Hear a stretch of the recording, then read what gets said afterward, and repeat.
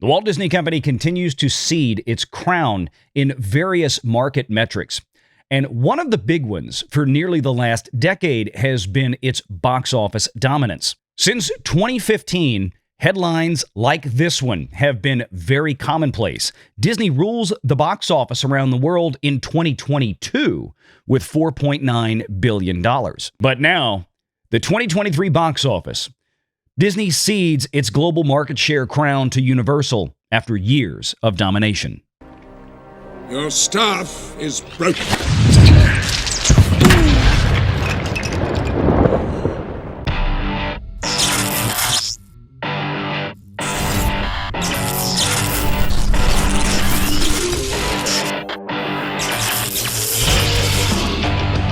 Renegade Online.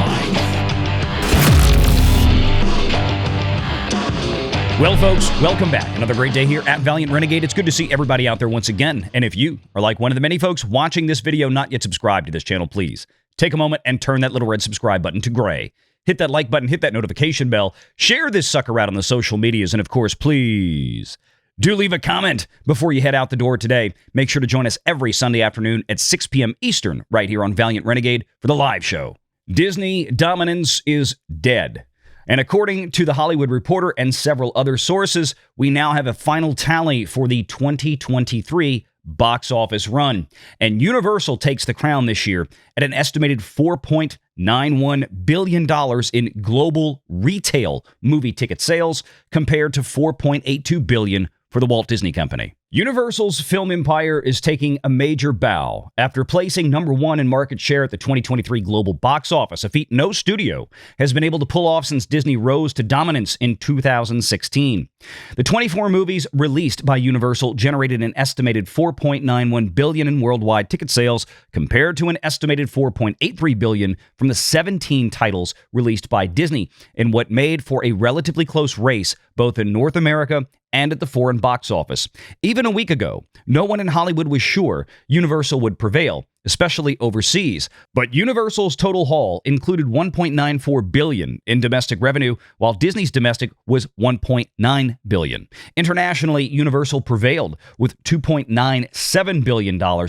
Disney's offshore revenue was at $2.92. Now, right off the bat, of course, we do have to give some deference that Universal had more titles than Disney released, but there are some key financial metric variances here that differentiate Universal's release pattern in terms of budgets and expenditures for these films versus the Walt Disney Company. Nolan's R-rated Oppenheimer led Universal's top-grossing films of 2023 with an astonishing $952 million in global ticket sales, a record sum for a biographical drama, and Nolan's best showing outside of his two Dark Knight films, not adjusted for inflation. Quote, Universal seems to have found the perfect balance of franchise films, animation, horror, and everything in between.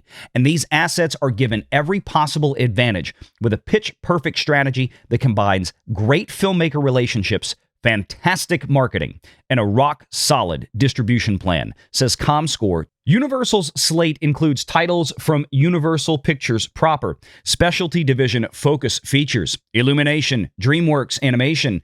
Illumination is home of Super Mario, which earned $1.36 billion globally. It ranked number 2 for the year behind Warner Brothers' Barbie. The film shattered numerous records, including becoming the number 2 animated film of all time behind Disney's Frozen. And 2023's Fast X delivered $704.9 million in global box office grosses to give Universal 3 of the top 5 grossing films of the year globally. Universal has always insisted on a diverse slate of films in addition to big franchise fare. That's why they keep CEO of Blumhouse, Jason Blum, close to the chest. And Blumhouse's Five Nights at Freddy's scared up nearly $300 million against a mere $20 million budget. In 2023, Universal once again found success at the box office with our eclectic slate of films. Our slate featured in blockbusters like Christopher Nolan's epic Oppenheimer and Illumination's record-breaking The Super Mario Bros. Movie, horror hits including Blumhouse's breakout hit Megan, comedies, dramas, and family films from 2 of the biggest names in animation, Illumination, and DreamWorks. Jim Orr, Universal Pictures president of domestic distribution, said in a statement, From 2016 to 2022, Disney placed first in global market share. It lost the domestic race to Sony in 2020 in the year of the COVID-19 box office collapse. Universal hasn't raked in number one on a worldwide basis since 2015, when the studio's revenue reached a then record $6.9 billion. Ceding the crown to Universal caps an especially difficult year for Walt Disney, one in which Marvel Studios and the company's animation studios stumbled badly. In recent weeks, as the Marvels and Wish collapsed in their box office runs, Disney CEO Bob Iger didn't try to gloss over the missteps. "We lost focus," he said on a November 8th earnings call, where he promised investors that the company is putting effort into quality versus quantity. If there's any solace, it's that the market share contest wasn't a rout, and that Disney, like Universal, was far ahead of other major studios, and it has ranked as one of the top two studios for the past 9 years, including 7 of those years at number 1. But now, allow me to inject some reality into the mix, as of course we always do here on Valiant Renegade, putting Hollywood through the business and financial lens. Articles like this from CNBC's Alex Sherman: Disney's box office problems ramp up pressure on CEO Bob Iger and studio chief Alan Bergman. These are the kind of things that we didn't see at all during last year for Universal Studios. And if Universal Studios and the Walt Disney Company were so close, as it were, in the final global box office retail tally, why then was there so much more ire and, frankly, consternation over Disney's performance at the box office being only maybe 100 or 200 million behind Universal in the final haul? If we look at the list of top grossing films from 2023, right up at top we have Barbie from Warner Brothers, a movie that cost roughly $100 to maybe $125 million. The Super Mario Brothers movie, Universal's biggest fare of the year, bringing in nearly $1.3 billion global. That movie only cost about $100 to $125 million. Spider-Man Across the Spider-Verse, of course, from Sony Pictures, that cost roughly $100 million. Guardians of the Galaxy Volume 3. Now, this is a movie that was about the only thing last year that could be argued that broke even for the Walt Disney Company. But that movie came with a price tag north of $250 million when all said and done. And of course, these figures do not include any global marketing for the films once they reach the theaters. And then we have The Little Mermaid and Oppenheimer right behind Guardians of the Galaxy. Oppenheimer, another big hit for Universal, of course. That movie, you guessed it, a budget of around $100 million. Disney, The Little Mermaid, that brought in about $570 million globally, $298 million in the domestic market. But that movie cost in excess, once again, just like Guardians 3, of $250 million before marketing. Avatar: The Way of Water was a bleed over for 20th Century Studios, which of course is now owned by the Walt Disney Company. That movie came out in late 22, not 2023, but still brought in a fair haul. But as we remind folks consistently with Avatar, that is a property that is owned wholly by James Cameron and Lightstorm Entertainment, not the Walt Disney Company. The Walt Disney Company merely has the theatrical distribution rights to that film. So they do make a decent little chunk of money at the box office from it, but they have the marketing expenses to put in there that has to go against that. And of course, the Walt Disney Company also broke a contract with Warner Brothers that originally had exclusive streaming rights for Avatar: The Way of Water when it was still Fox. Once Disney took it over, they wanted to get it on Disney Plus, and Disney had to pay big bucks to bust that contract of exclusivity with Warner. Then we come to number 8, Ant-Man and the Wasp: Quantumania, another $250+ million capex for the Walt Disney Company to create that film before they spent a dime on marketing. And of course, that is considered one of the biggest flops of the year for Disney. But then, of course, along came the Marvels, which we'll get to in a minute. And then one of the worst films that Disney has ever released, Indiana Jones and the Dial of Destiny, reportedly is going to round out with a north of $300 million final production cost once we get the last tax returns and financial returns on that film that should be releasing sometime later this year. That movie was a complete dud for Disney.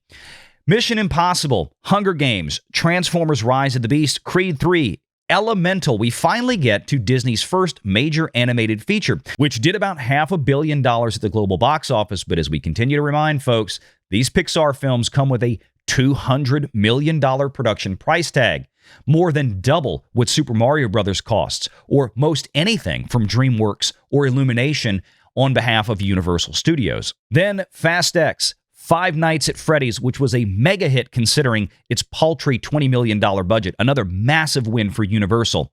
Then we've got Wonka, which is still running at this point, Puss in Boots: The Last Witch, a bleed over from the previous year. Finally, we get down to number 30, The Marvels, which cost a reported $300+ million after massive reshoots. Once again, we're hoping to get more information as potential financial documents come out in the next year. This is a movie that Disney lost a fortune on, probably the worst loss of the entire year, easily the worst loss of the entire MCU, and that's saying something considering the rest of phases 4 and 5 that Disney released.